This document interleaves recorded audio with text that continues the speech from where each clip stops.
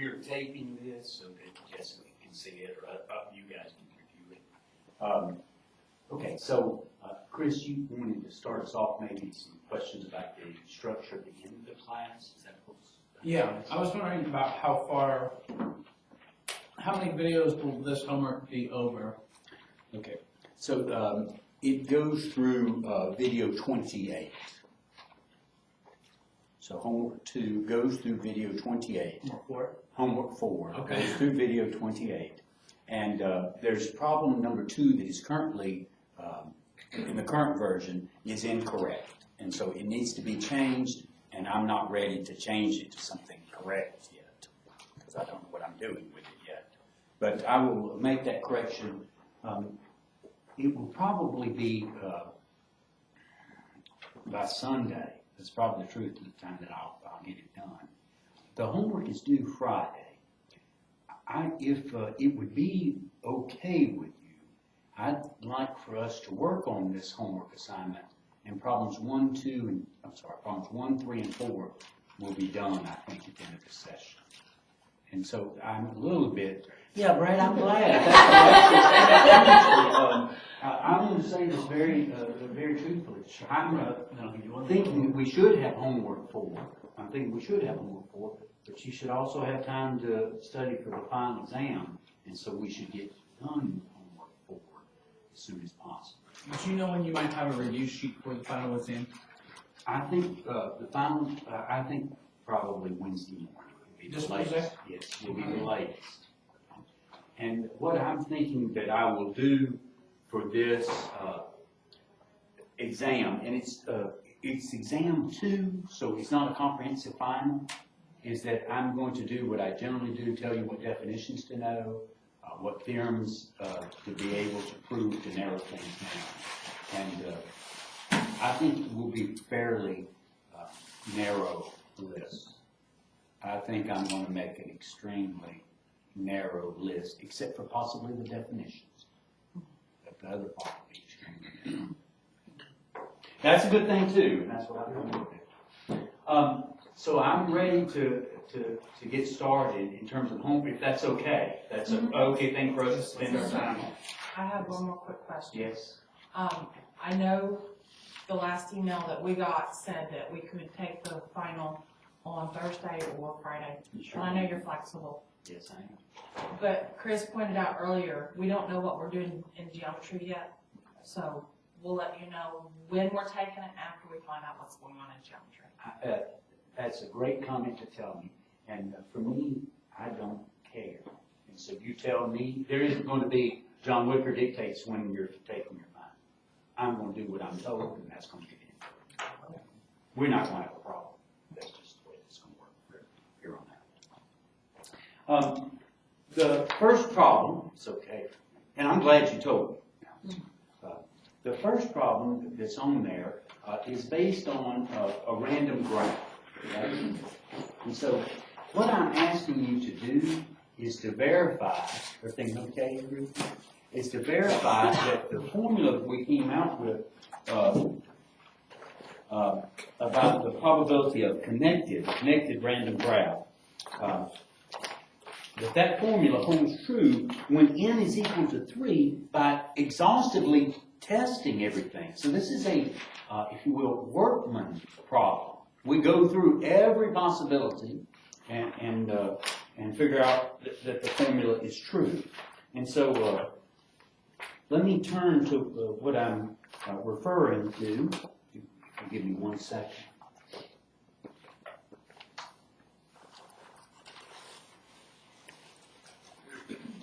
So there is a formula that we came up with about the expected value. We talked about the random graphs. And I just want to refer right down in the tab. This was in chapter 3. And here it is.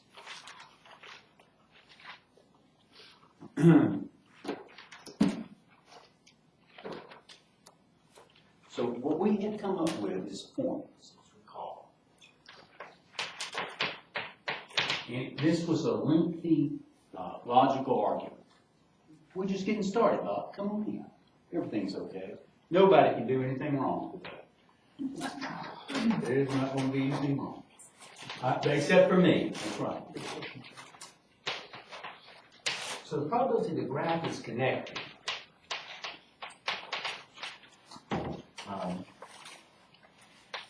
we found out was equal to n minus 1 factorial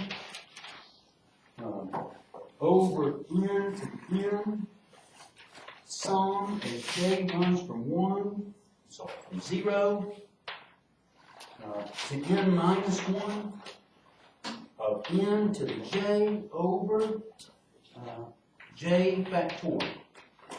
So that's our formula. And so this is problem 1 from the homework.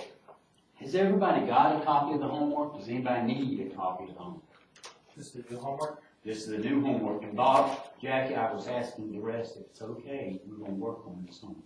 Oh, okay. And if that's okay, unless people say, no, I got something we need to do else.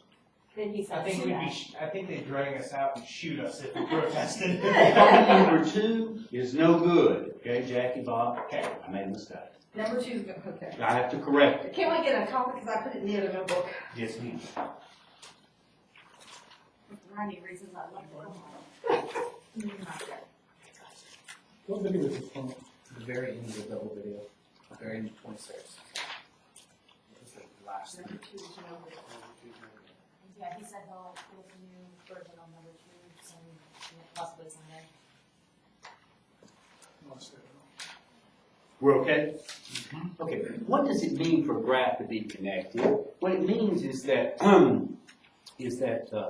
every node, from any node, that's a point, if you will, a vertex. Okay? From any vertex, you can get, you can get to any other vertex. Okay, there's a path, an arc connecting them. A path, not just one arc, but maybe several, a sequence of arcs that get you from one spot.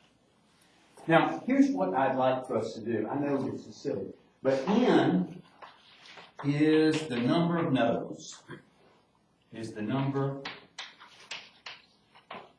of nodes,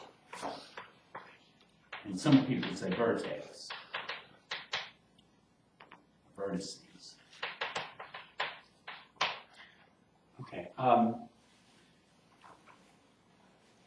So the first thing I'm going to ask is, and I'm going to do it too, is what is the formula in our problem number 1? It says verify this formula is true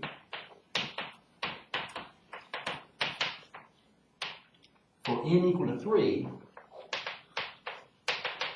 by testing all the graphs with 3 nodes. Okay? So that's essentially what it's saying. And the first thing, and I'm going to do it here on the side and ask that you do it, please forgive me, this first part is very, very simple. What I'm going to ask you to do is say, what's the formula for when n is equal to 3? What does it yield for the probability that the graph is connected? Okay, so I'm going to ask that you spend 3 minutes, I think. You just write down n equal to 3 into the formula. We get an answer, okay? And then once you say, well, here's the answer, then we'll start working on those graphs a little bit, okay?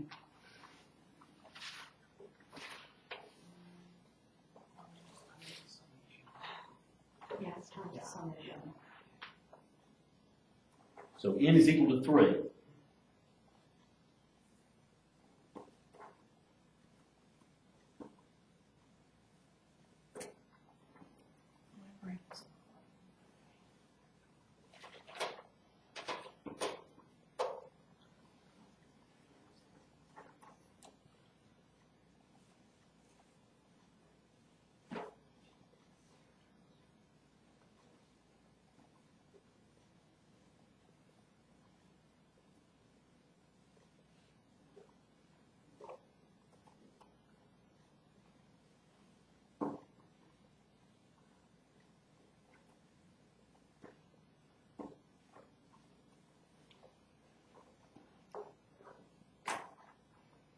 here for about just a minute or two.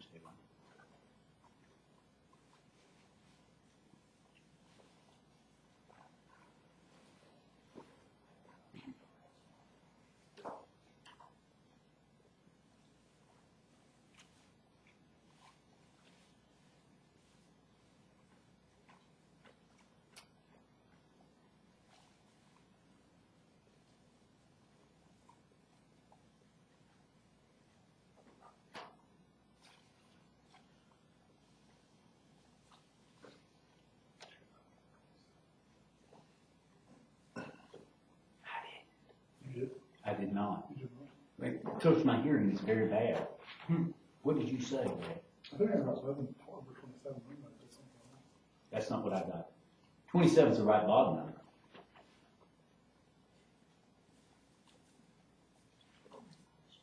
No. No, it's 3 plus my half. I think I won. 13 over 27. Actually, I told you. That's not what I got either. That's And it'd be 1 plus 3 plus 4, 25. Dang it. So I get 2 27s from taking 5. I have 17, 27. I get 17 27s, right? 17 over 27. 17 over 27. Okay. Yeah, I'd be thinking. Shannon, is it okay if you show us? I know that you did, you said I'm struggling. We don't worry about it. Is it okay if you come to the board and try it? Oh, I just made some computational Right, error. I'm sure. I'm good, I'll figure it out. Okay, is it okay? Yeah, I'll figure it out, what I did wrong. I'm just probably moved one backward. Do we want to see it done? I mean, does anybody, do we need to have it presented? I'm gonna ask the question one more time. Does anybody want to see that presented? Okay. It's okay to say yes. I mean, we're gonna have plenty of time. Okay.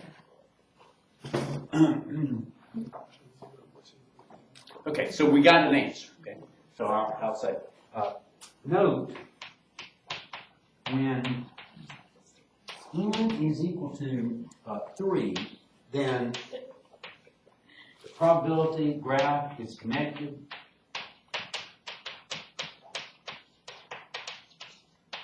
Is it's 2 factorial over 3 to the 3rd power times the sum, and j runs from 0 to 2 of n to the j, that the n we know is 3 to the j over j factorial, which we said was 17 over 27. That's the right number. That is the right number.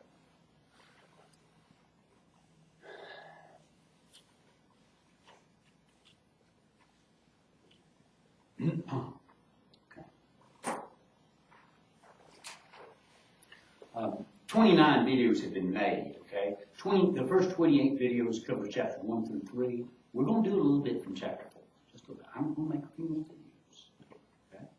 Not more than 4 more. Not more than 4 more. And it might not be that all 4 get tested out, okay? All right. That's what we got. Now, what are we being asked to do? Well, the problem's still listed over there. What we're trying to do is show going through all the graphs, that's the right answer. And it turns out for a random graph, what you're doing is you have these vertices, these nodes, and the chance that you have an arc, a path, not a path, but a line or curve directly between any 2 nodes, that's 1 over the number of nodes, okay? And so every graph that you can draw with n number of vertices, okay, they are equally likely to occur. Did everybody hear what I just said? So everything, when I draw all the possible graphs that have 3 vertices that are random graphs, okay, there's only going to be one arc from each node, okay, that every one of those graphs are equally likely to occur. Okay? What I'm claiming is we're going to get 27 graphs, and 17 of them are going to be connected. That's what I'm asking you to show. Okay? All right, now. So I did this, and I properly left it at home. And so I had kind of a systematic way of doing it. But I think what I would do is I'd call the nodes. So here we some graphs.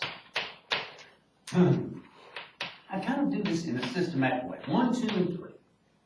Well, let's make it 3. And so I'm writing down labeling the nodes, okay, the vertices. There they are. And then we have to say, well, how many ways could we do some connections? And so here's what I would do. I would have a connection that 1 goes to 2. Okay, I start, and first of all, I just say 1 is going to 2, and that's what's going to happen. So I'm going to list all the ones that have 1 going to 2. Is that okay? Okay. 2 can do a bunch of things. Okay? So let's start off with what's going to happen. So I'm going to list a bunch of things with 2. And how many of these graphs are possible where 1 is going to 2? Okay? Well, 2 can go anywhere, including itself. It can have something called a self arc. So how many, in this probability class, we'll be able to answer this. How many paths can come from 2? How many are out there? Say it again. 3. And for each one of those 3 ways, how many paths are they coming from 3? 3. So the total number of graphs where 1 goes to 2 are going to be how many? 9's the right answer, Jackie. Is that okay? And so from 1 going to 2, I'm going to get 9 graphs. From 1 going to 3, I'm going to get 9. And from 1 going to itself, I'm going to get, is that okay? Okay. So here, let's look at this. Let's say 1 goes to 2, 2 goes to 3, maybe we can put a little arrows. And then 3 can go to 1. Is that okay? That's one of the graphs. Okay? Now, over here to the side, I want to talk about, I said some graphs, but I'm going to leave it as some, because I might not do them all, because otherwise I'm doing a problem. You know, it'd be nice if you All right. I might do it too, Jackie. It's not clear. I might. So here, is this connected or not? What would we say here? Yeah, it's connected. I can go from any node to any other node here. There's path, you know, there's lines connected. Okay. Is that okay? Okay, maybe that's 1. Okay. Well, what would 2 be? 2 would be maybe 1, 2, and then 1 goes to 2, 2 goes to 3, maybe 3 goes somewhere else. Where to 1? 3 to 2. Okay. Is that okay? The question is, connected or not? No, because 3 he can't go from 3 to 1 or 1 to 3. Wait a second. I can go from 3 to 1. Here's how I go from 3 to 1. Now, look, don't let this arrow mean that you can only go in that direction. It's not a directed graph. As long as there's a path, okay? It's like a bridge. You can walk either way on it. And the only reason I'm putting arrows here is to say where, and not an arrow, is to say where it's coming from, okay? So each node has to have something coming from it for it to be a random graph. It has to have something coming from it, and only one thing, okay? So when I first talked about this in terms of just graphs, you can have graphs that have several edges coming out, okay? But for a random graph, it's like Highlander. There can only be one. Is this connected? Yes. Yeah. Okay. And I understand, Bob, why you said this one was connected. Because of Highlander. Okay, so the third one, 1, 2, 3. Again, we'll have 1 going to 2, 2 going to 3, and then 3 to 3. 3 to 3. And the question is this connected? Can you go from any one to any node to any other? Who answers this?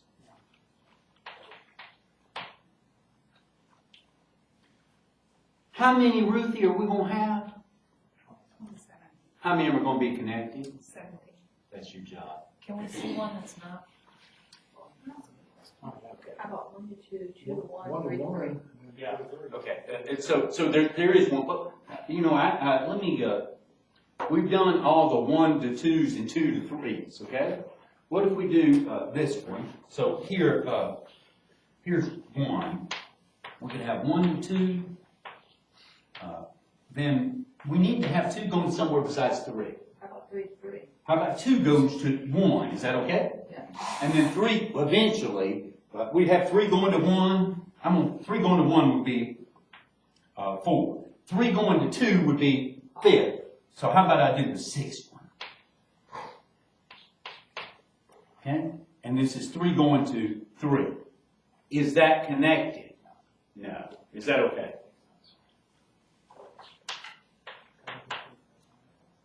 Is that all right? And so I just want you to verify. And so one of the things, this is kind of an easy problem, is it's got a lot of writing to it. But once we know what to do, it's not a hard problem at all. It's an easy problem. But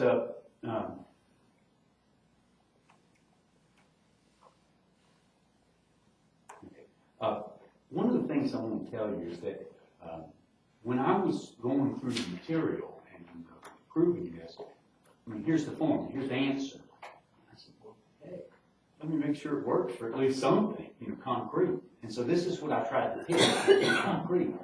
3. 2 is too small, okay?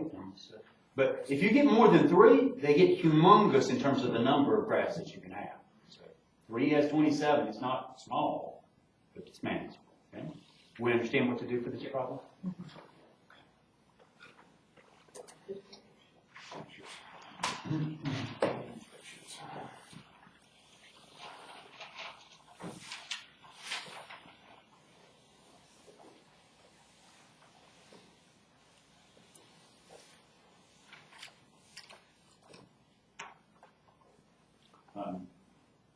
The next problem I want to look at is problem 3.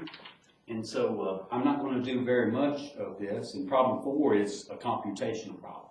These are easier problems. Problem 2, we're going to do something like it that we've already done. We're going to go over it. Okay? That's what we're going to do. And I'm going to make something that's like in the book, but I'm changing what's in the book slightly. Okay? So, anyway, so we're going to talk about problem 3 next. So here it says we got P sub j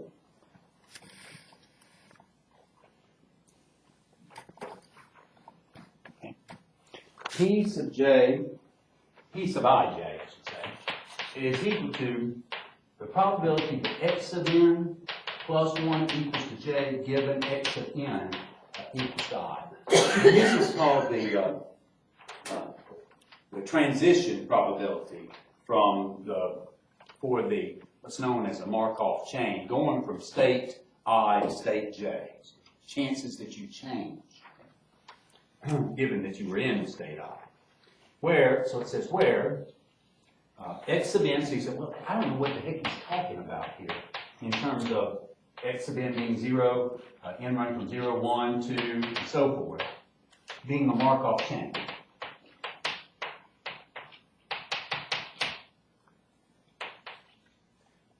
So where was this talked about? Well, it's called video 29, which was posted last night. So I don't expect that you've looked at it. Okay? We're not so much interested in this characteristics of a Markov chain. Here's what it says. It says show for a fixed I the sum over all j values, whatever they run from, of Pi sub j equals to 1. So this sum is equal to 1.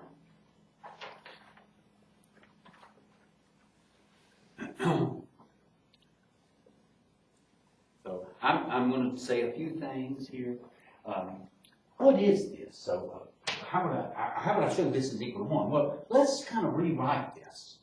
So note, this sum is j runs from whatever it does. Pij. Okay. What does Pij represent? Look, I've got it up here, so I'm just going to make this substitution.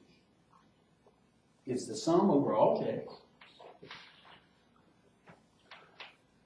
of p, and these are thought of as discrete random variables. Okay? Probability that x sub n plus 1 is equal to j, given x sub n equals I.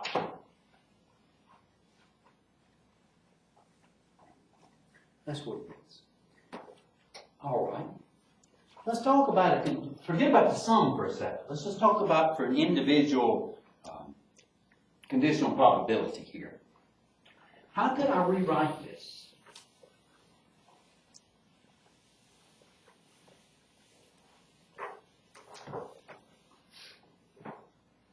Well, what is a conditional probability? Okay, so I have my wallet out. I give $1 away for this. Somebody tells me I ain't got $1. Yes, Okay. What's the definition of conditional probability? I'm talking about probability of A given B. Take your time, think about it. Probability A given B, all right here. Probability of A given B. What was it equal to? Intersection of the. Okay, that's what I want to do. You might have been saying it, Alice, but I'm only going to give $1 away for this. That's okay, because you already got me out. One time, Brad, when I make a mistake in class, which happens, on occasion I have an algebra class, I will give $1. Each class period if someone finds a mistake. When I'm teaching lower level classes, I'm not going to go broke. When I'm teaching this class, if it was, I would be giving $1 away if we met every day. We just call you playground.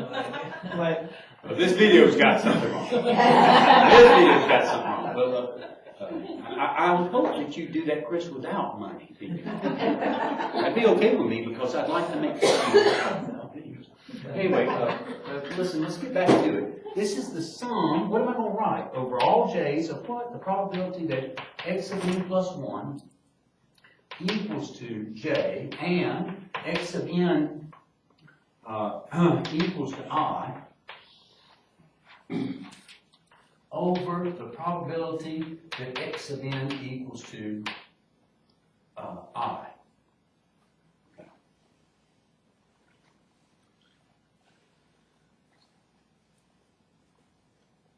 That's what it is. Is that okay? Look, if I say the very next step, the problem is over. Okay? We got one more step to make. And all I'm going to say is this. I'm not going to tell you the exact because it needs to be something. The only thing I'm going to tell you is you're running over all j values, concentrate on the top. So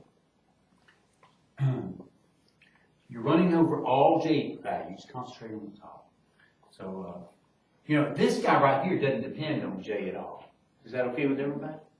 So that you could say this is the same thing as 1 over the probability of x of n equal to I times the sum as j runs over what it is of x of n plus 1 equals to j intersecting x of n equal to I. And I want to tell everybody, what are we trying to show that this sum is equal to? 1. So what does that mean that the original sum we're trying to show is equal to 1? What does that mean that the sum that we currently have involved must be equal to? That's right. Okay. And there's something that tells you that. It's just you look at the problem the correct way. Okay. And it's something we've talked about. Okay. Now, I mean, we talked about for the first exam. Okay. I think that I asked you this fact on the first exam that you'd be using. Okay, I'm stopping there. Problem 4.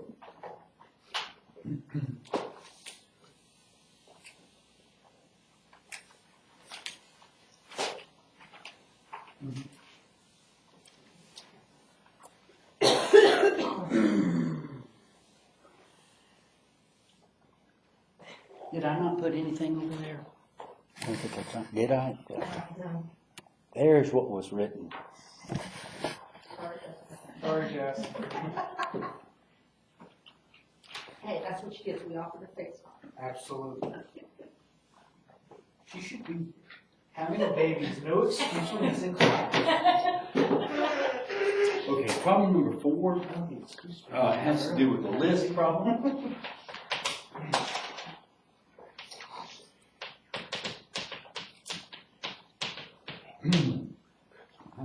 And here we have 4 elements.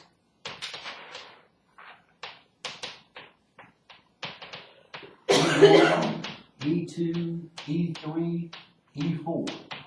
And what happens is that, I don't know if you remember this or not, but what's happening is that people request these elements, and when it's requested, it's moved to the front of the line. So an example of this is if I had each homework solution, each homework question solution on a page, and people came by and said, I'd like to see homework, I'd like to see the solution to problem 3, okay? Then I would pull it to the front line and you'd look at it and say, okay. And somebody else would come in and say, okay. And they each have a probability associated to them, how likely they're being asked about. So the harder problem would be, have the highest probability to be asked about in my example. Does that make sense? Mm-hmm. Okay. And so here we have 4 elements. And here's what we have is that arranged in some order originally. Requests are made for elements when a request is made for an element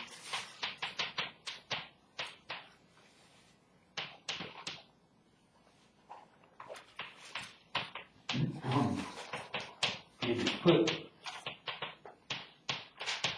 at the front of the list.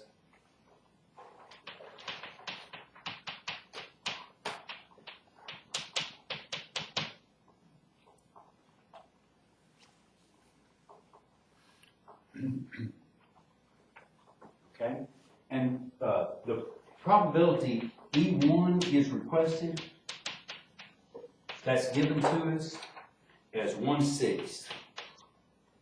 Okay, and these requests are independent of what was requested in the past. Okay? Jackie comes in and asks for problem number 3 to be seen. It has no influence on what Alice comes in and asks to see. Probability E2 is requested. And this is sometimes known as piece of 1.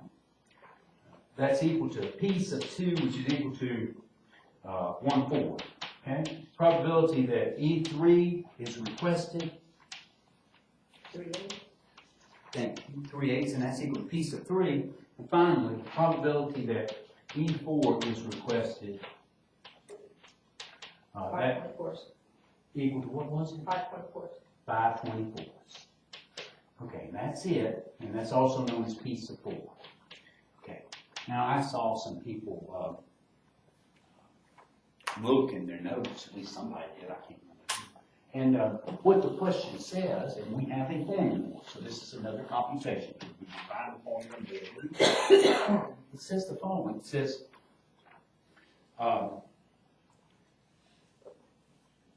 we find the expected value of the position of the requested element.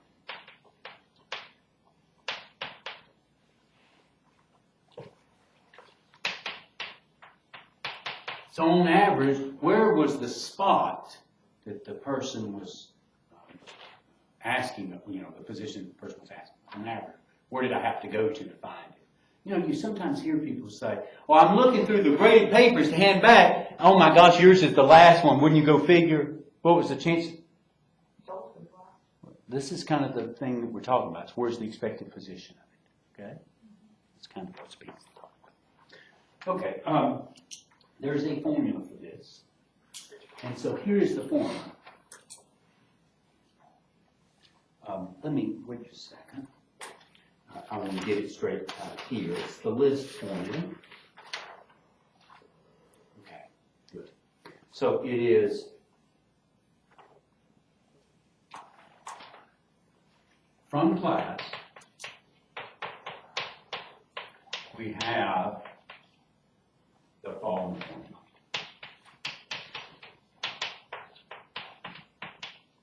I'm going to give you a few minutes and you just apply this formula. The expected value of the position requested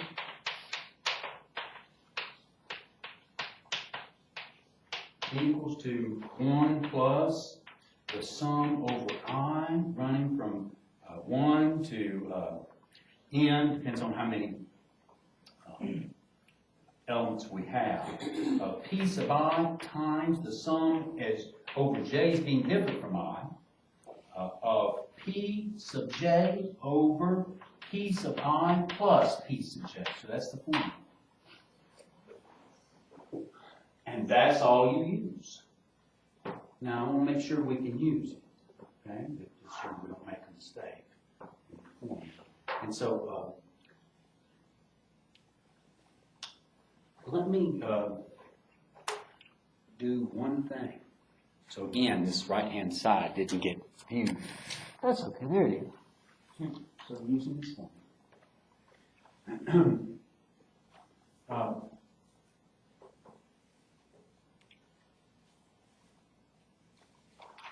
Let me expand that formula just a little bit. So, I don't know if you remember from analysis, but the way we think of this double sum, and we've been using them in this class, is we can think of it as an iterated sum. You fix the first summation value, and then you let the values for the other summation run. Okay? And then you change to the next value in the first sum, and then let the second sum values run over what they do. Okay? So here's what I mean.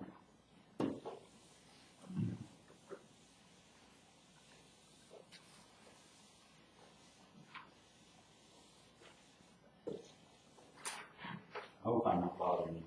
This is equal to, that is so easy, I can't believe it's going over this. 1 plus, here, this would be, the first sum is piece of 1 times this sum, okay? I'll just write that being different than 1 piece of j over piece of I plus piece of j. Plus, piece of 2 times this sum again. It's a different sum. J being different than 2. A piece of j over piece of I plus piece of j. Plus, and I won't write out anymore, but I'm going to do one of these. So this is equal to 1 plus, this is piece of 1 times, what would this be? Let's see, this would be a bracketed expression. It would be piece of 2 over a piece of, this is j here, okay? A piece of 2 over piece, this is piece of 1. Piece of 1 plus piece of 2. Plus, what would be the next one? It would be piece of 3 over piece of 1 plus piece of 3. Plus, and you keep going. Okay, so we ended up with all the j's. Is that all right? Plus, piece of 2, and what would this be? The first term in this sum would be what? This is a piece of 1.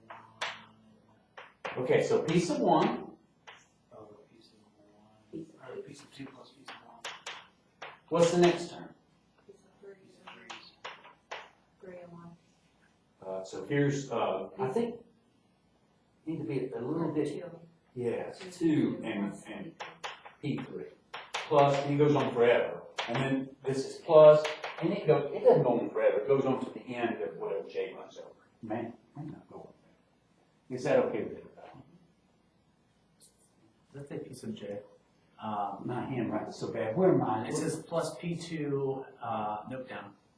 Right there, and then is that piece of 1? Yes. And then 2, and then it's j. That's a 1. 1. That's 1. That's a 1. Having done that, would somebody work? I mean, would you like to work just a little bit on problem 4? You're going to have. You don't have to use this form. I mean, this is the form you use. Okay, you'll expand it that way. It's going to be 1 plus piece of 1 times 3 things added together. Okay, so I'm going to let you work on it. Is that okay? Yeah. Just give you just for a few minutes. I'm not really a group work person, and so I don't teach this way at all. So I'm going to leave you alone just for a few minutes. Well, we should do 4 since it's, yeah. Okay. Oh, yeah. Piece of 2 plus piece of 1. Then piece of 2 plus piece of 3. Okay.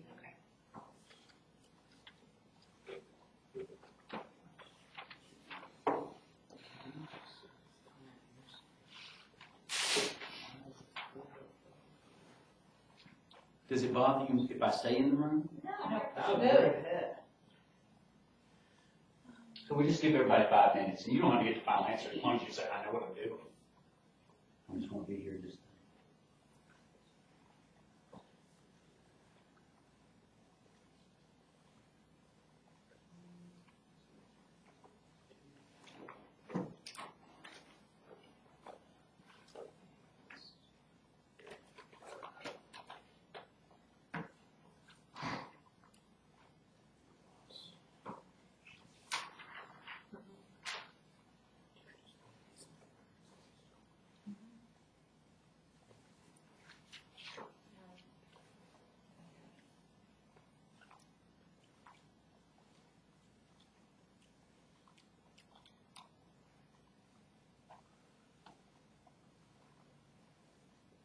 You know what? It's worth 2 points, but let's get a number. It's awful, but the assignment is so dang easy. Let's get an actual number. What's the number? Does that make sense? You don't want to do it right now. But it's not enough just to fill in the numbers here in the formula and say, hey, whatever this is, find a number. Okay. It's up.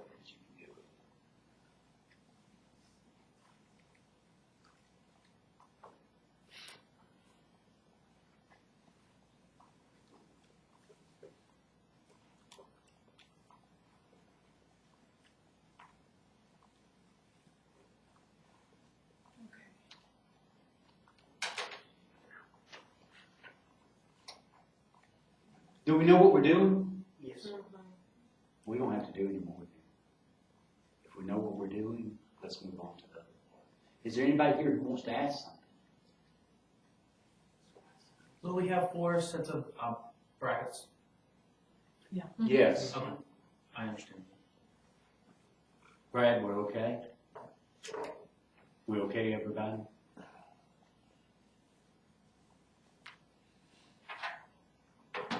Okay. Ruthie, we all right? Chris, we all right? All right, then what I'm gonna do is the last problem that I'm gonna give you, problem 2, when I write it correctly. Okay? It'll be based on something that we have done in video lecture. I just didn't write what the information is incorrect in the problem. Okay? But essentially, it's going to be using this corollary to a fact.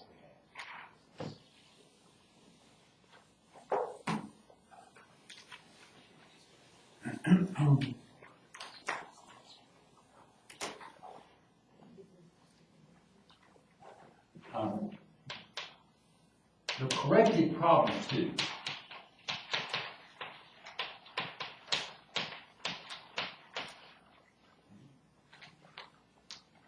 call it 2 prime or 2 star, okay? That's what we're calling. Okay? Will be based on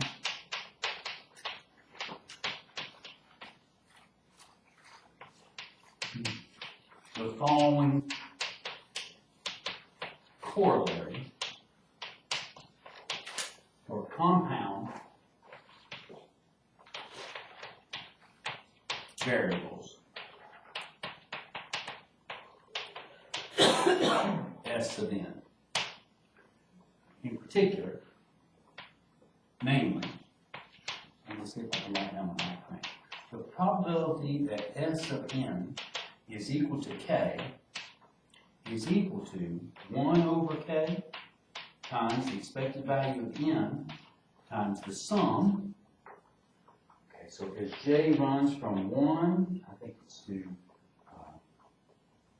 k, of something called j, alphas of j. I have to tell you what alphas of j is. And here, then we have something, what else we have? The probability that S of m minus 1 equals to k minus j. Okay. This is an ugly looking corollary. It's incredibly nasty in terms of symbolism. Is that m minus 1 for S? Yes. Yes, it's m minus 1 here. Is that what we're looking? Yeah, and then equals j, k minus j. K minus j, that's right. Is that the summation of j alpha or j alpha j? It's a sum over j running from 1 to k of j times alpha sub j. Yeah, that's Okay, yeah. alpha sub. We didn't know that was Okay. a comma or what. Gotcha. Oh. It's ugly. Okay, we did, so for those of you who haven't viewed video 20, well, 28 is where I use it, Brad asked me about it, okay? And,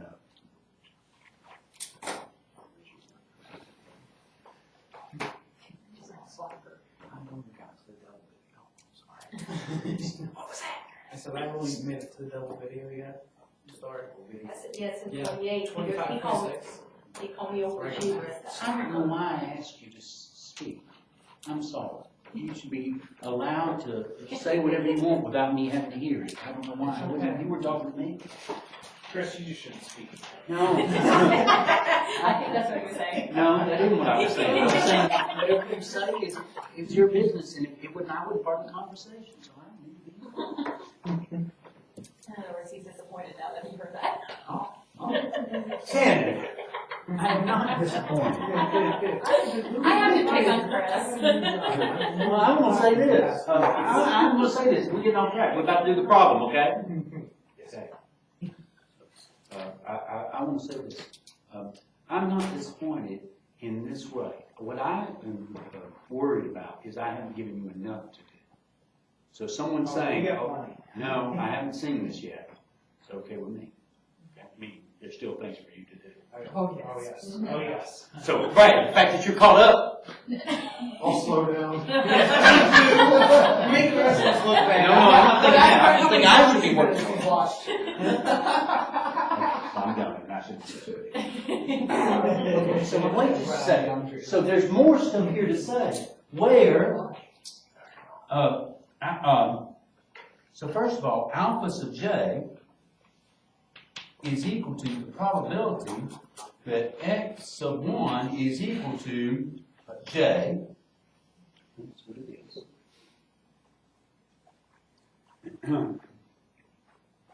And with S sub n is equaling x sub 1 plus x sub 2 plus all the way up to x sub big N. So this is a sum of random variables, and we don't know how many there are in the sum. It's n, and n changes. It's a random variable.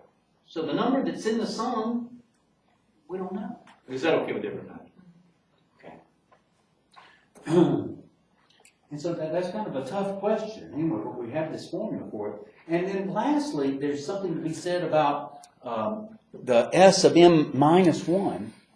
Well, what we say is where m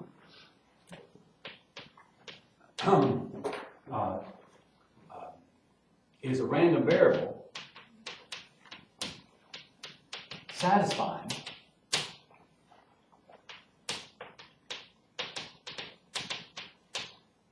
the probability that n is equal to n is equal to n times the probability that big N, which is the random variable, tells us how many things are in this sum, equal to n over the expected value of n.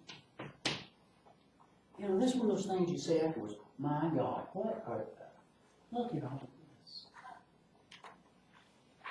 Okay? So that's what happens. And that is what problem 2 star is going to deal with.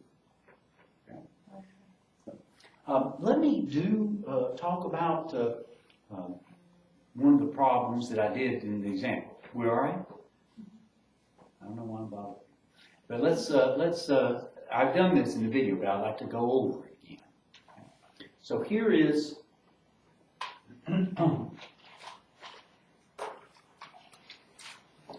here's something we did in the video, and as a fact,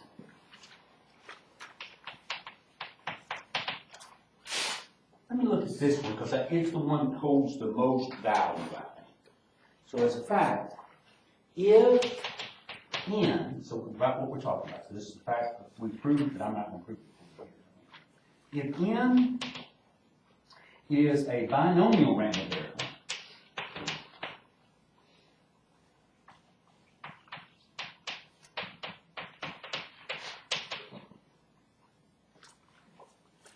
then m minus 1, so I should say with parameters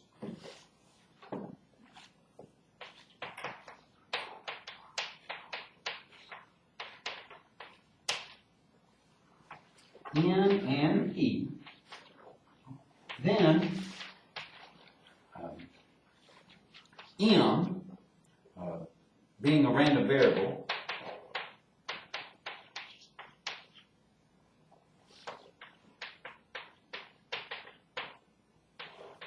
with probability that m equals to n equaling what we should have, n times probability of n equal to n over expected value n is binomial.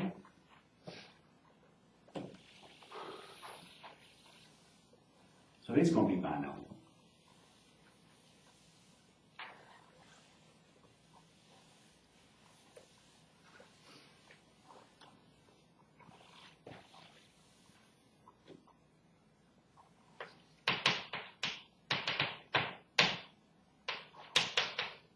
With, I think it's going to be parameters, so if you'll give me a second.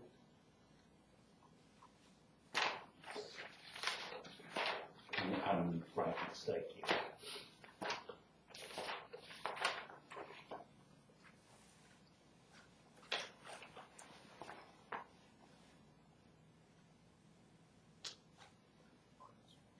Okay. So here, I should say, then m minus 1, okay, being a random variable with probability m equal to n. I should say m minus 1. So m minus 1 is binomial here with parameters r minus 1 in p.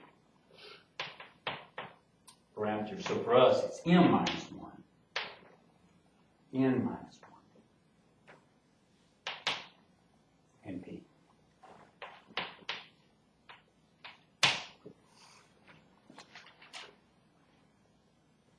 Let's change this to r. Let's back up and change this to r, and let's write down r minus 1 here.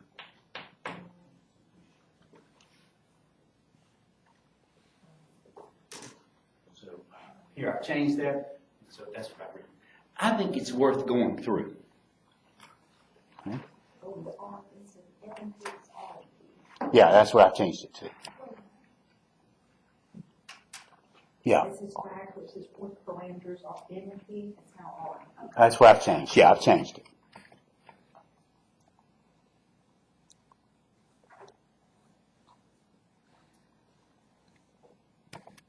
Okay, so here's what we have written. And I need a second for my brain to work. Here's what I'll do. What is a binomial random variable? Binomial random variable is when a random variable has been performed a certain number of times. Okay, in our situation, it's r times for the n.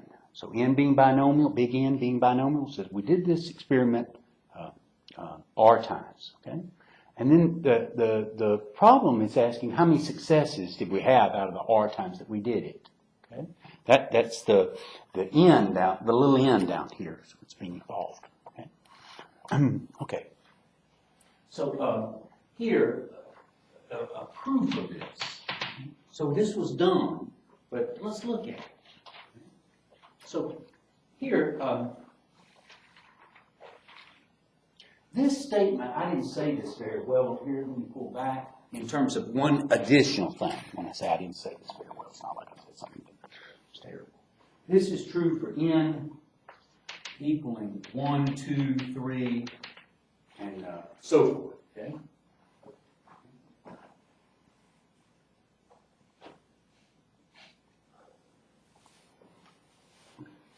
So we'll come back here and say the proof. Okay. So we want to know the probability that, we want to talk about m minus 1. And we say, what's the probability it's equal to n? Equal to something. N represents the number of successes we have. Okay? Well, this would be equal to, now n can run from, by what we've written over there, can run from 1 to whatever. So, here, this would say that this is the probability that m is equal to n plus 1. Is that okay? What would you say? Okay. For this situation, the n would be allowed to go from the n to be allowed to be 0, if you will, because when we start at 1, and if I let n be 0, this n be 0, then I'd have 1 here. Is that okay? And that's something I can talk about from this part. So this end and this end, little end, aren't exactly the same, okay? So here, n is equal to 0, 1, 2. Okay, so what is this? This is the same thing that this is n plus 1 by this formula here. It's n plus 1 times the probability that big N is equal to n plus 1.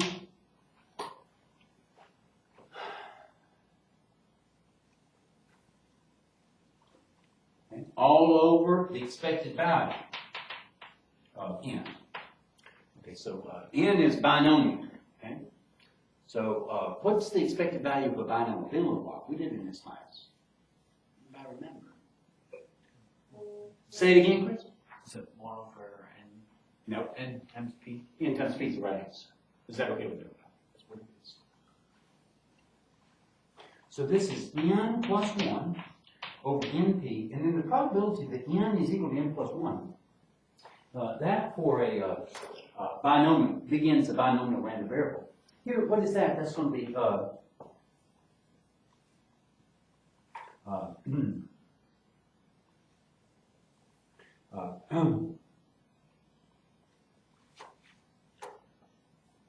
for a binomial random variable, you take the number of times that you did it, and here, what's that? That's R.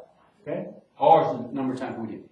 Okay? This is R choose n plus 1, and then what else have I got? It would be p to the, anybody remember? N plus 1 times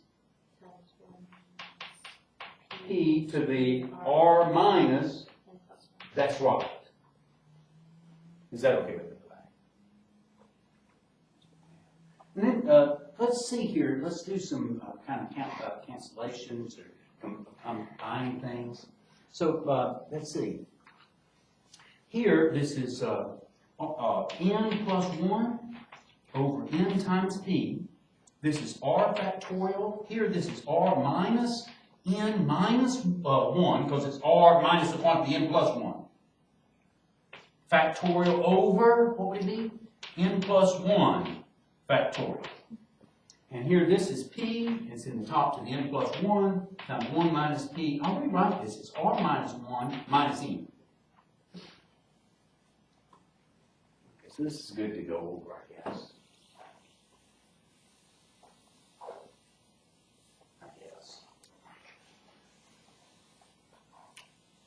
This in your notes. This is from from video 28 or 27.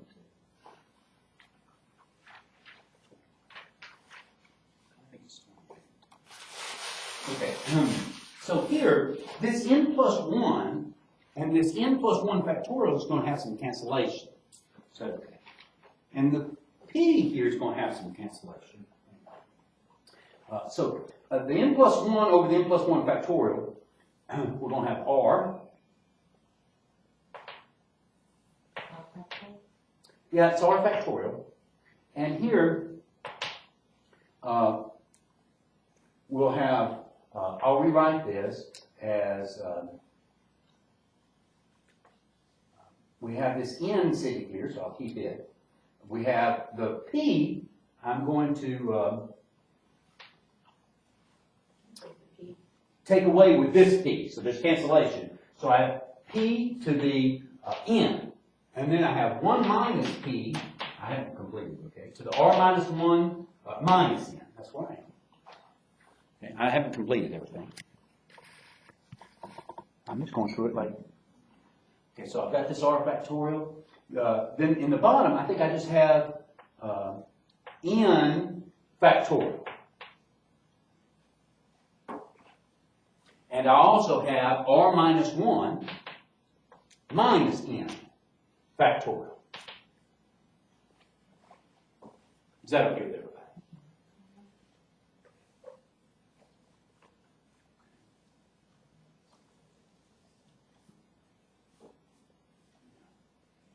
What I got? What I got?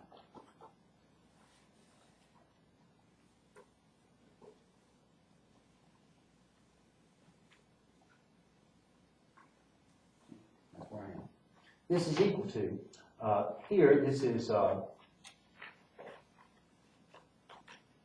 I pull out an r over n, let me do that. This will be r minus 1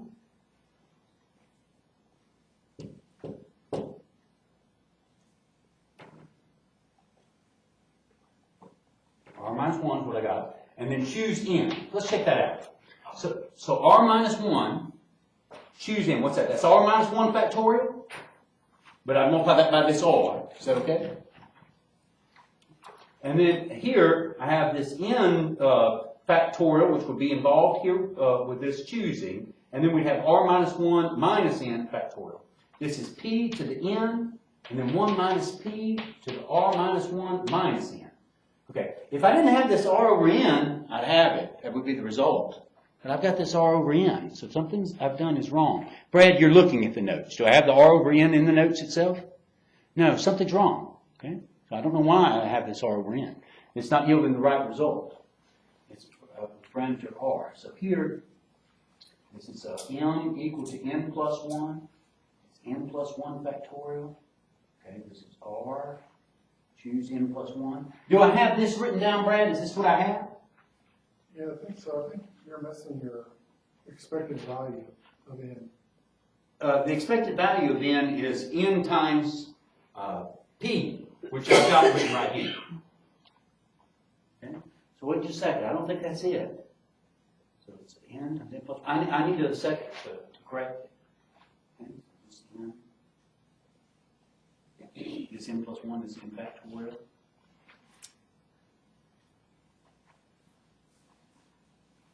I made a mistake. Let's go back. I see it. You're correct. My mistake is in the expected value of n.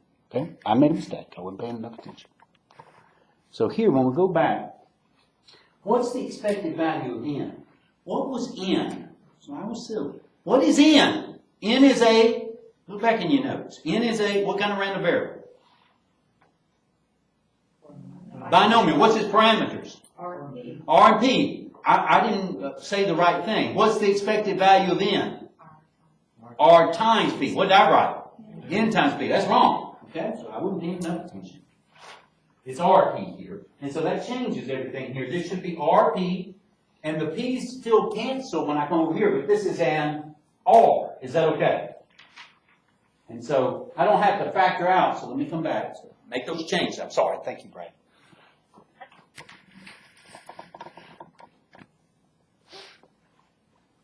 So here, this r factorial and this r will cancel. And so that leaves an r minus 1 factorial. Okay?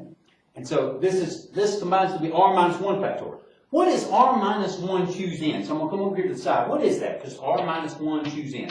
Isn't it defined to be r minus 1 over r? All right, if you say n factorial, that's good. Okay, and then r minus 1 minus n factorial. Isn't that what we have here? Isn't that exactly right?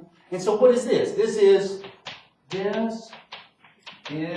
the PMF of a binomial with how many trials? R minus 1 and P as its parameters. Okay, this is something I've done before, but anyway, it's good to do it again. I made a mistake. Alice, I had made a mistake. It didn't work. We have to make a change. Okay? So the mistake was, instead of n times p, it was r times p. So, okay, so it makes a big difference. And that's what we get. Okay. Now, with that having been said, let me come over here and look at the problem on this.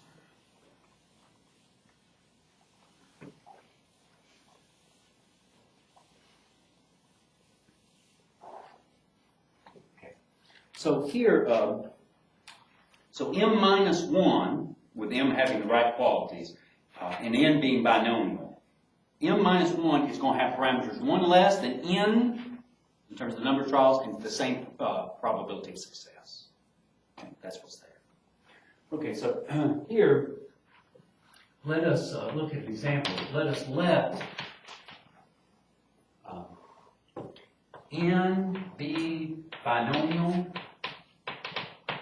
with parameter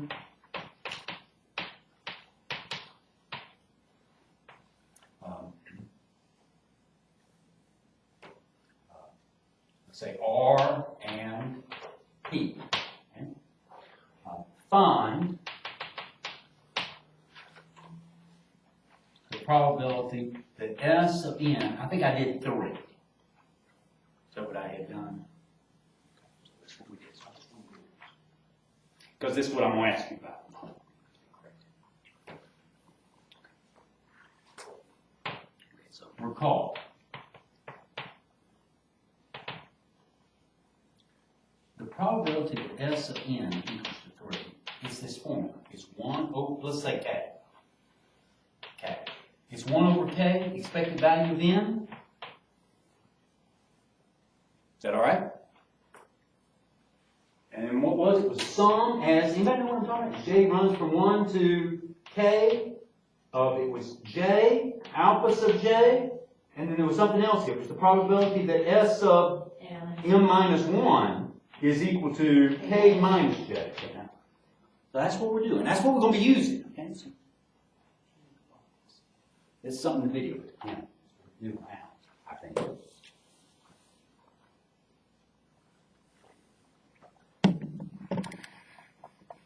Okay, that's where we are.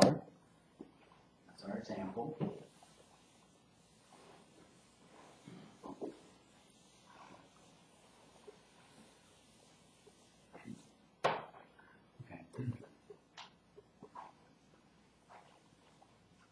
Okay, so what's this going to be equal to? Well, here, I'm going to change the problem. Define this in terms of alpha sub j, p, and I think we'll say r.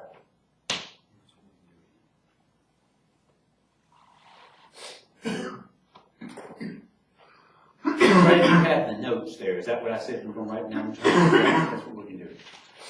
Look, what is this? For our problem, S of n equal to 3. I'm just using this form. It's clear. K is equal to 3. Nothing big. Okay? This is equal to 1 over 3 times what? The expected value of n. I know that. It's R. That's R. P. Is that okay? Times the sum as j runs from 1 to 3 of j times alpha sub j times the probability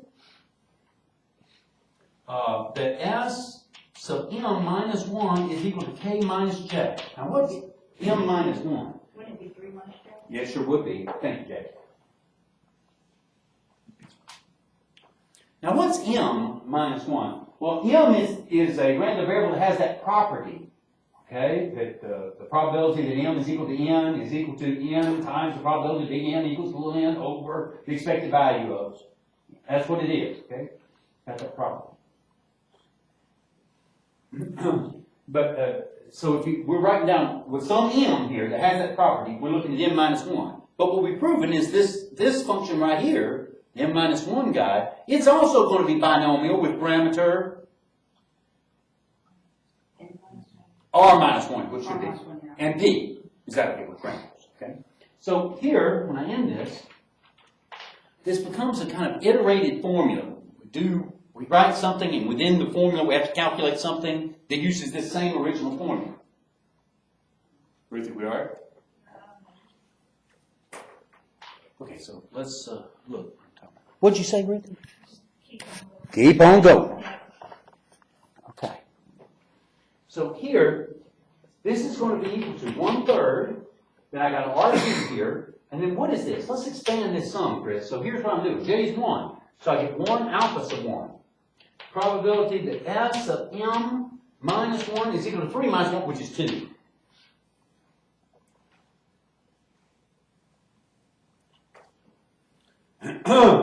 Plus, it's going to be 2 alpha sub 2, probability that S of m minus 1 is equal to What's it equal to? 1, that's right. 3 minus 2, that's 1. Okay? Then the probability that, plus, I forgot something here. Plus 3 times alpha sub 3 times the probability that S of m minus 1 is equal to 0. Okay? That's what it is. Okay, but there's something I forgot. And here, as part of the correlate that I failed to write down, that I failed to originally write down now, today.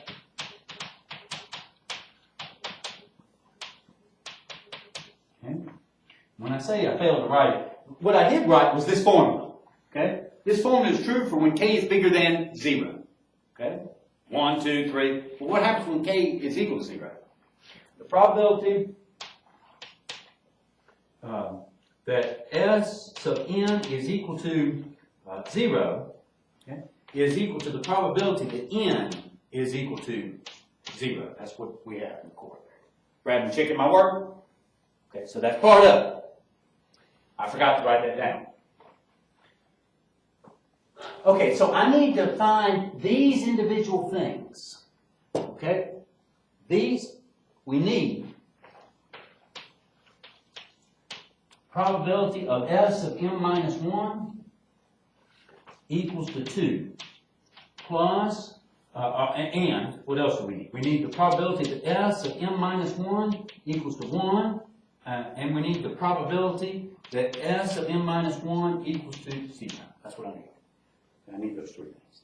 I need to stick those things in. I'm going to leave this formula where my hand is on the board at all times for the rest of this problem. Because it's in there that we're going to stick in quantities.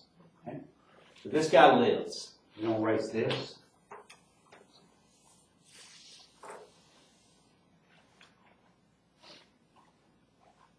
Because that's what I got to type.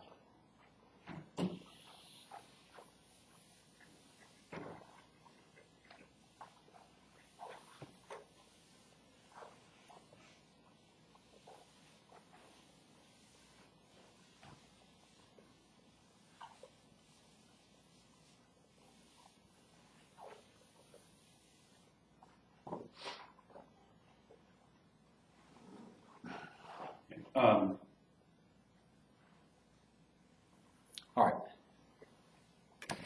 So let's try that S of m minus 1 equals to 0.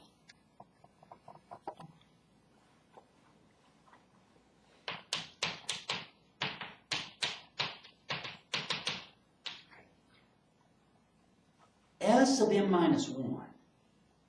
That's like S of n in some sense. Is that okay? We're adding up x of, remember, S of n was you were adding up random variables called x sub I. And how many of them do you add up? Big N of them. Is that okay with everybody? Well, here, I'm adding up those random variables again. But how many of them am I adding up? Well, it's a random variable itself, and it's not big N anymore. It's big M minus 1. Is that okay? So now, big M minus 1 is playing the role of N before. Is that okay? And so this is equal to the probability, remember, because I failed to write down. This is the probability that m minus 1 equals to 0. Okay, what's m minus 1? M minus 1 is binomial with parameters r minus 1 and p. Okay. R minus 1 and p.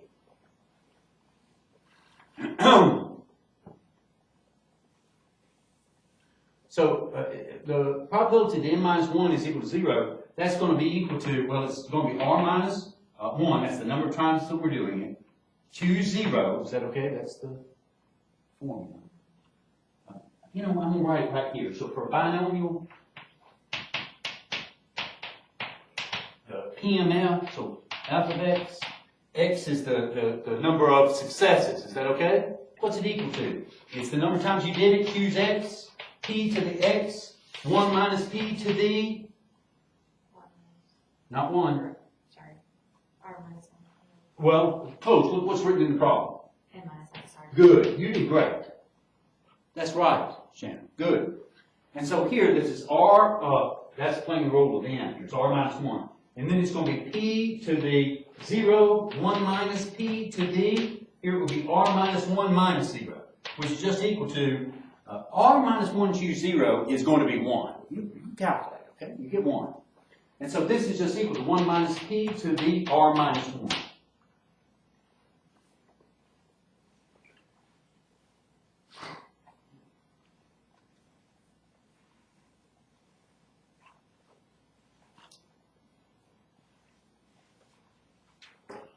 Okay, so that's the first thing. I got one of them. I only got 3 of them to get. I got one of them. Excellent.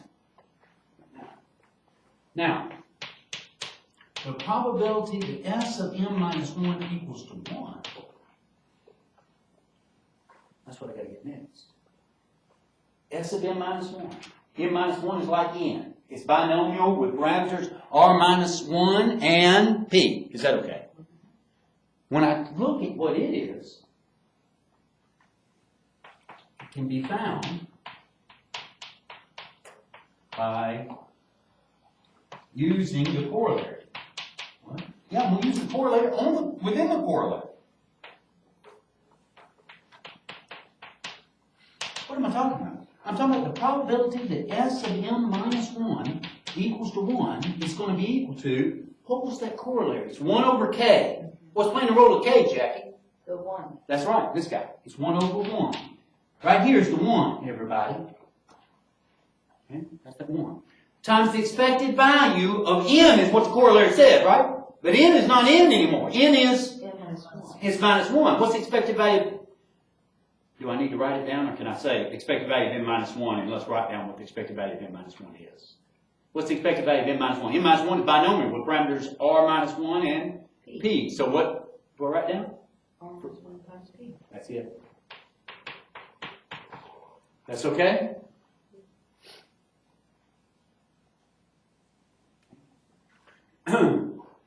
Times the sum. What sum?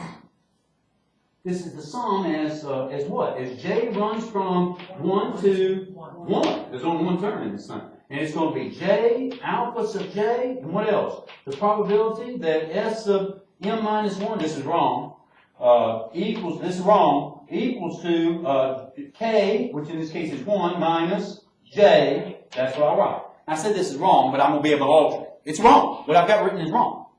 What's wrong? We're using m minus 1. Yeah, m minus 1 and this m minus 1 are not supposed to be the same.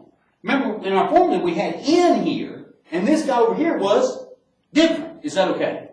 So maybe I'll call it m sub, in my notes, I call this m sub 1 minus 1. Is that okay? It's different than m. But m sub 1 has the same property in relationship to m that m had with relationship to n. Is that okay? So m minus 1, it has the same relationship to m minus 1 as m had to n. Is that okay? That's what I should say. Now, what was m minus 1? m minus 1 was binomial with parameters r minus p. So what's this m sub 1 minus 1 going to be?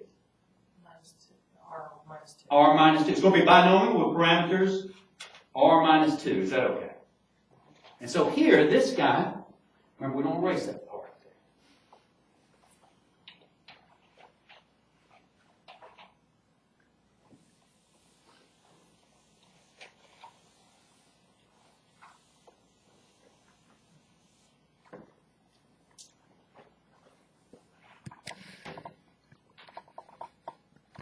So, this probability that S of n minus 1 equals to,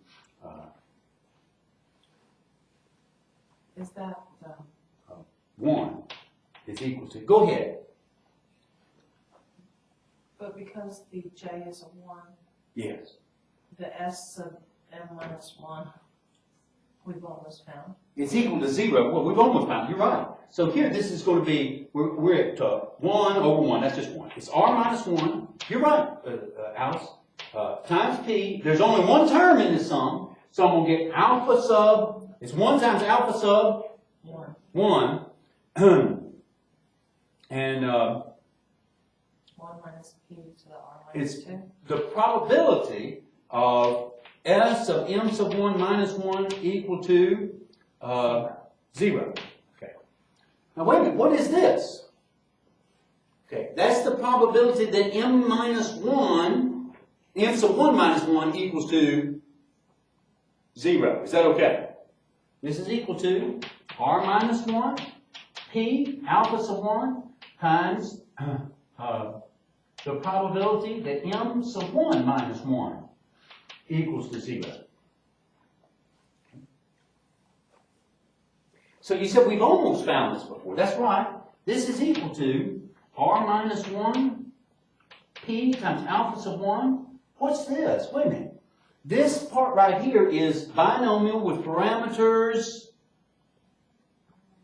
r minus 2. Let me write that above. It's r minus 2p. Okay?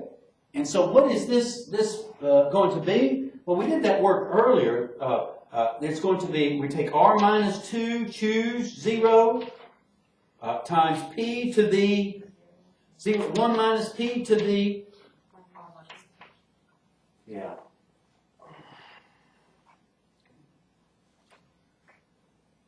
And so that's just equal, that's 1, it's just 1 minus p to the r minus 2. So what I'm trying to impress upon you is that in calculating s of m minus 1 over here, I had to really work with an s of m sub 1 minus 1. But it turned out to be binomial, but it had different parameters. Is that okay? Okay. Look, this guy right here we found, what was it? It was 1 minus p r minus 1. This guy we just found, what was it? It's r minus 1 times p times alpha sub 1 times 1 minus p to the... Is everything all right? Well, I got one more to go. It's this one. Is that all right? So I have a quick question. I'm ready. Are we going to use the first two to build that one like Yeah. this? Okay, so we should always start with the 0 and work our way out, because Yes. we're going to use the other. Yes, that's right.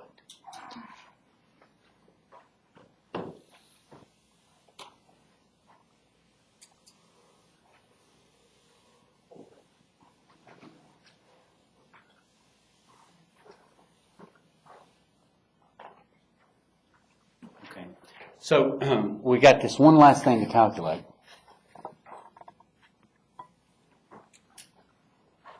That's the probability that s of m minus 1 is equal to 2.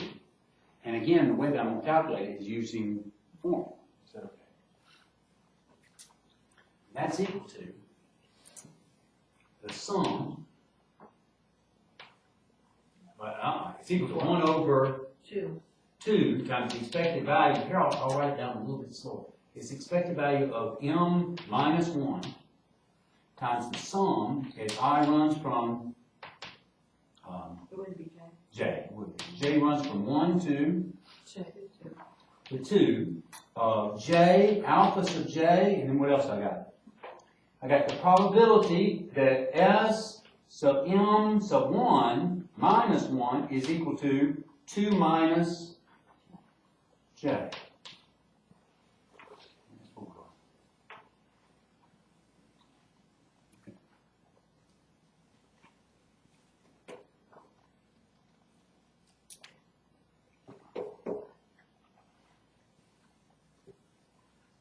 That's equal to 1/2. What is the expected value of m minus 1? R minus 1 p Okay, so m minus 1 is r minus 1. That's right. times p. That's right. Here, this is going to be a sum. It's going to be times 1 times alpha sub 1 times the probability that s of m minus s of m sub 1 minus 1 is equal to, when j is equal to 1, it's 1. Plus 2 times alpha sub 2 times the probability that s of m sub 1 minus 1 equals to, when j is equal to 2, we just get 0.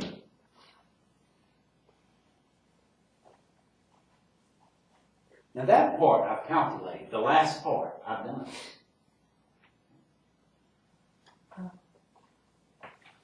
So this is equal to, so we'll take the time here, it's 1/2 r minus 1 to the p, 1 times alpha sub 1, probability that s of m sub 1 minus 1 equals to 1, come on, plus 2 times alpha sub 2. What is this? I got it. No, do I? Wait a minute, what is, here it is, isn't this it? Yeah. Probability that s of m minus, s of m sub 1 minus 1 equals to 0. Isn't that exactly what we're looking at? Yes. Yeah, that part is. And that part is 1 minus p r to the,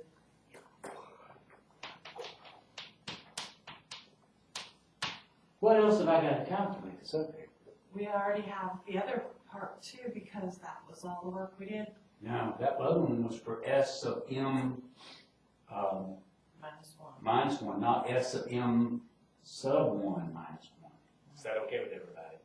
So the thing that we don't have yet is this. So I can't lose this line, okay? Now, the probability that s of m sub 1 minus 1 equals to 1. I'm going to use the corollary again. What am I going to write down? It's equal to 1 over 1. The expected value of m sub 1 minus 1.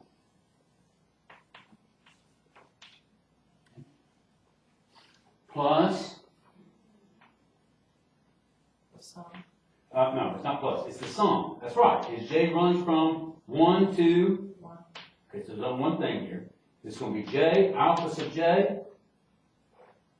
And then what do I have? I have the probability that s, and this is wrong, so m sub 1 minus 1 equals to 1 minus j. That's wrong.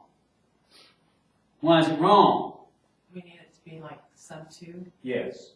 So this, in this, aren't the same. Is that okay? It's something different. Dang! I mean, it's tough to keep track. Is that all right?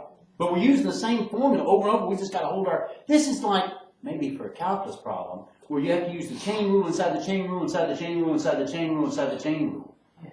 Is that okay with everybody? But that's what we're doing. Yeah. And your problem, it's going to be worth 4 points to make the homework something substantial, besides the lengthy problem 1. I mean, everything's computational, even this one, but this one is a messy computation. It's going to be this significant, okay? So,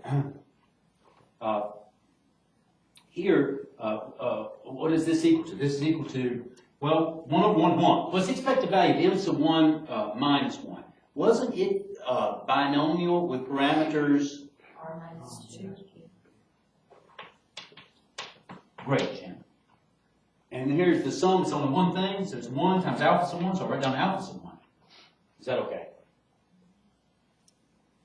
Okay. And then this is the probability that s sub, come on, s of m sub 2 minus 1 equals to 0.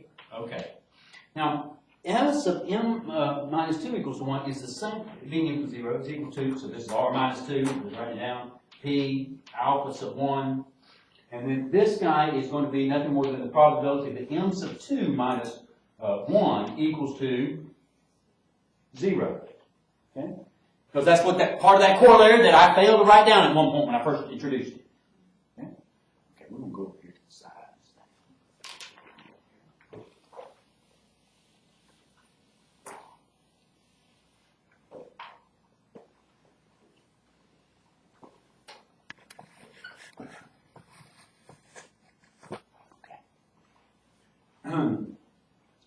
All right, now what is m sub 2 minus 1?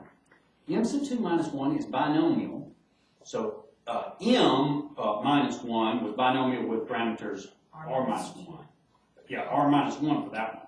And m sub 1 minus 1 was r minus, what's this one? R minus 2. Okay.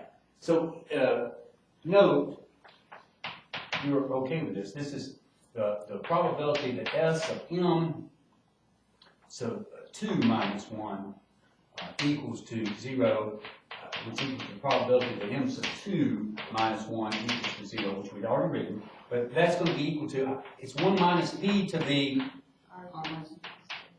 minus 3, that's what it is. Is that okay with everybody? So, the probability that s of m sub 1 equals to 2 is equal to, so I'm looking right here. That's what I'm looking at. I'm going to substitute this in. It's 1/2 r minus 1 times p times, well, I guess I'll look, no, I'm looking here, but I'm going to look to here, okay, times p times, it says alpha sub 1, and then it's the probability that s of m sub 1 minus 1 equals to 1, which we calculated, which is this right here, which is r minus 2 times, I think it's p times alpha sub 1 again, okay, and then times the probability that m sub 2 minus 1 equals to 0, which we just found to be 1 minus p to the r minus 3. Is that okay with everybody? That's this part. That's where I am. And then plus 2.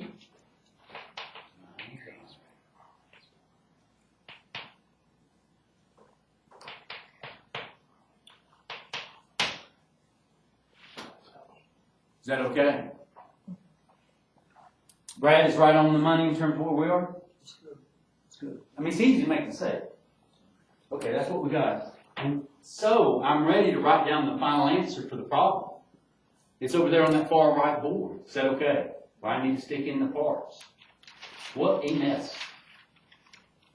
And I'm telling you, that's what I'm going to ask you on this homework. There's 27 graphs that we have to do. They're doable. It's always this. But the 27 graphs aren't as messy as this.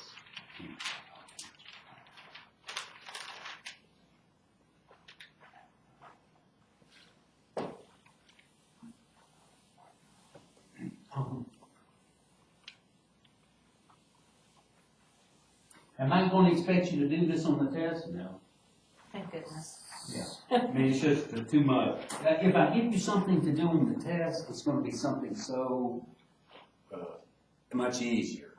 Okay.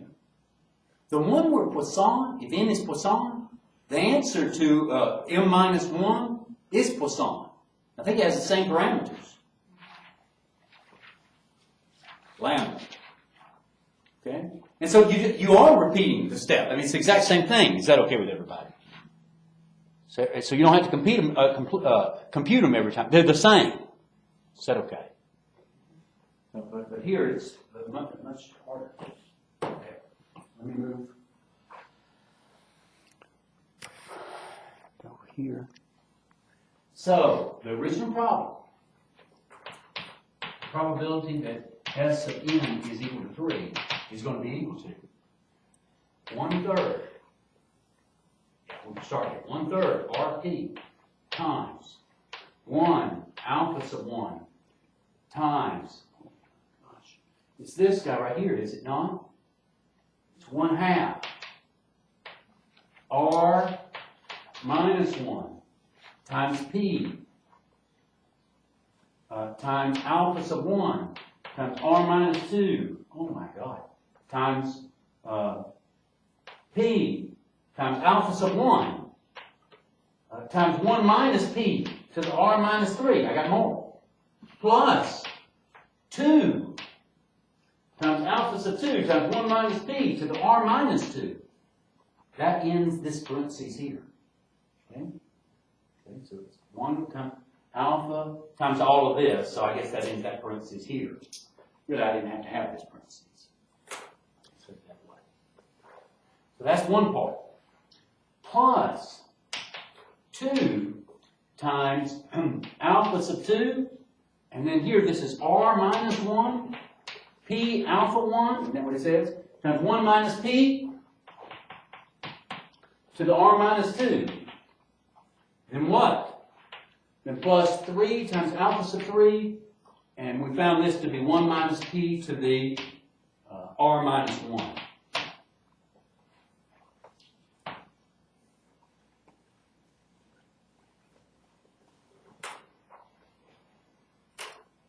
Is that okay with everybody?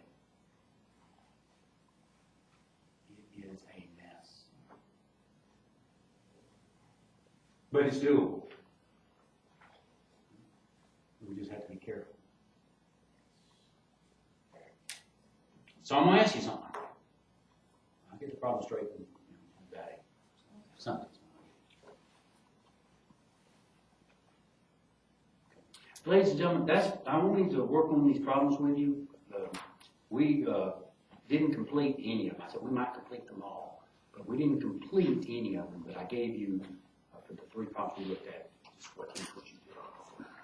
So I want to maybe, since we have just a little bit of time, if it's okay, when somebody wants to do something different, I'd like to look back at that problem number 3. But if somebody wants to do something different, it's okay. So wait a minute, I need some help here.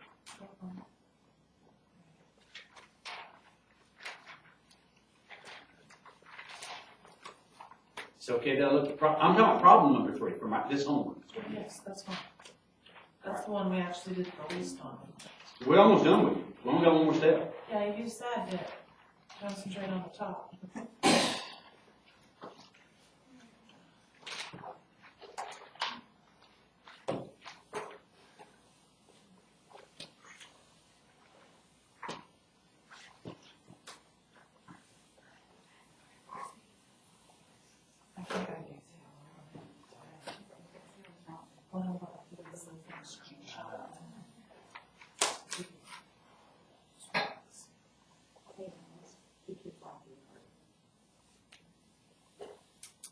What's the call name? She didn't say anything about sex, except that she didn't overstep that now. This fact is something that's important to us, okay? Because in chapter, I'm sorry, in video 29, I do something and I say, well, because this is 0.7, this other probability has to be 3, because they're complements of each other in a conditional setting. They're complements of each other in a conditional setting. Okay? Where we were was for problem 3.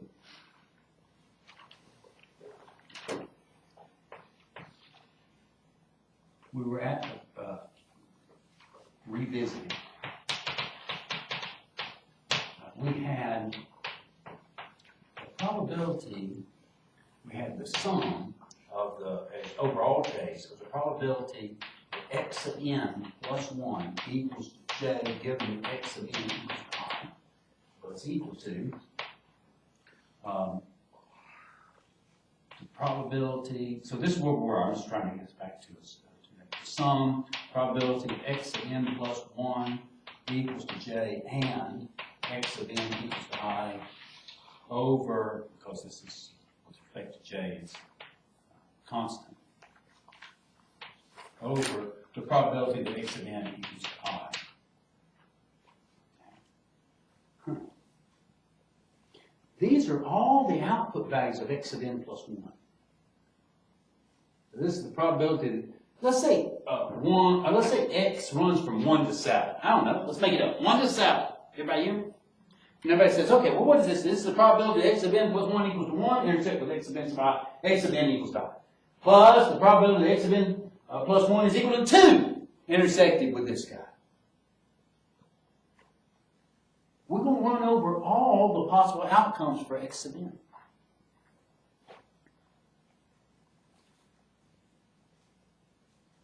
X of n plus 1. All the possible outcomes. Wouldn't that top equal 1? No. That one piece. One piece. Well, it's kind of a sum. You think about it being equal 1, but it's not 1. Okay. It's not 1. Not 1.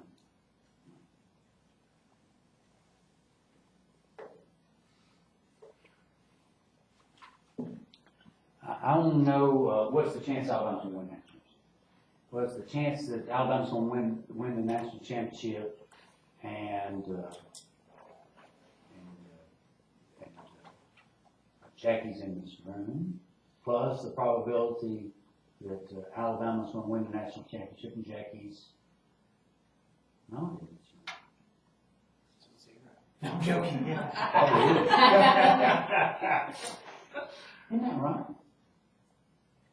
I mean, the chance that Alabama's going to win that championship intersected with Jackie in this room, and, plus the chance I'm going in that direction with Jackie, that's the probability Alabama's gonna win me, because we've covered all cases for what Jackie can You can't do. do, what she can do. Is that okay with everybody?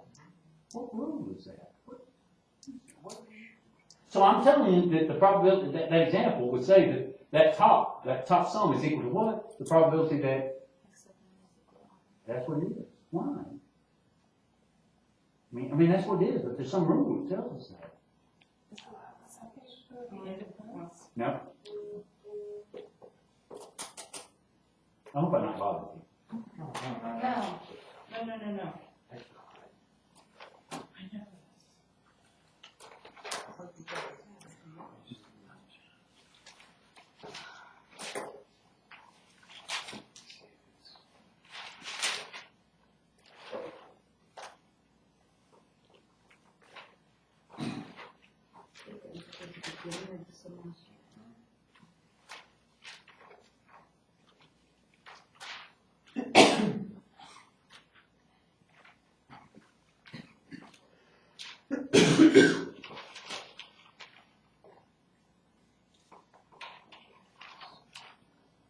X sub n plus 1 equals to j.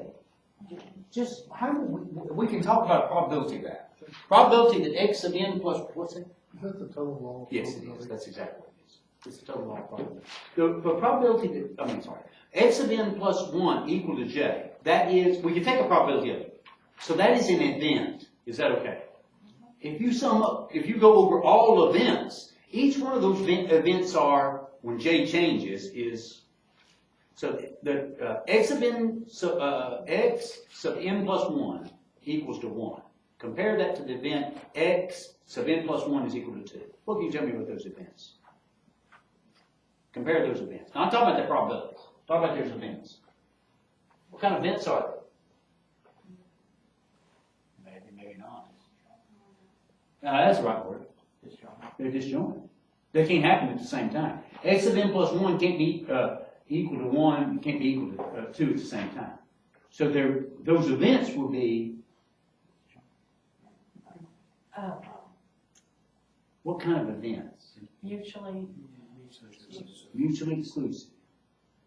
And if you sum up over all of those you become can inclusive. exhaustive. Exhaustive. That's what it is. It's everything that could happen. And so this is really the probability of A, the probability that X sub n, when I say A, in the total law probability, that's what we're looking at. Is that okay with everybody? So, I mean, what that top is just the probability that X sub n is equal to I. That's the problem. We don't. Okay? That's all it is that all right with everybody? Remember that was in Bayes' theorem. We used it where really we have just two events where we're conditioning on. A happened, or in the bottom of Bayes' theorem, it had A happening or No.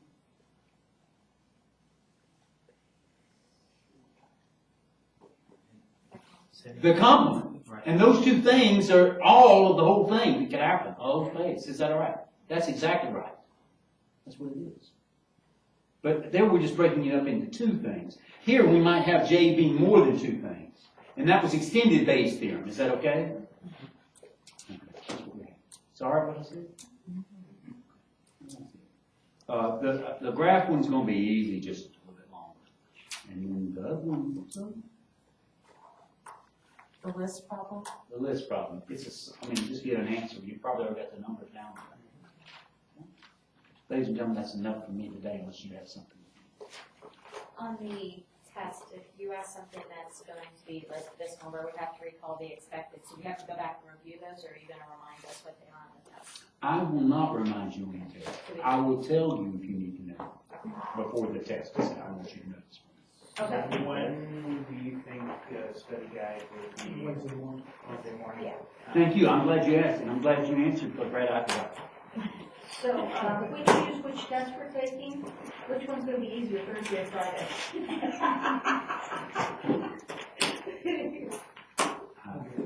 It's dependent on when you take it, Jackie.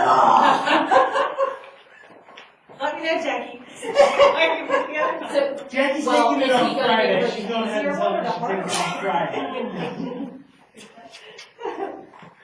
It's okay, we're done for the day? You should have done it, because I told you what you were gonna say. Thank you very much for your time and patience. Wasn't it?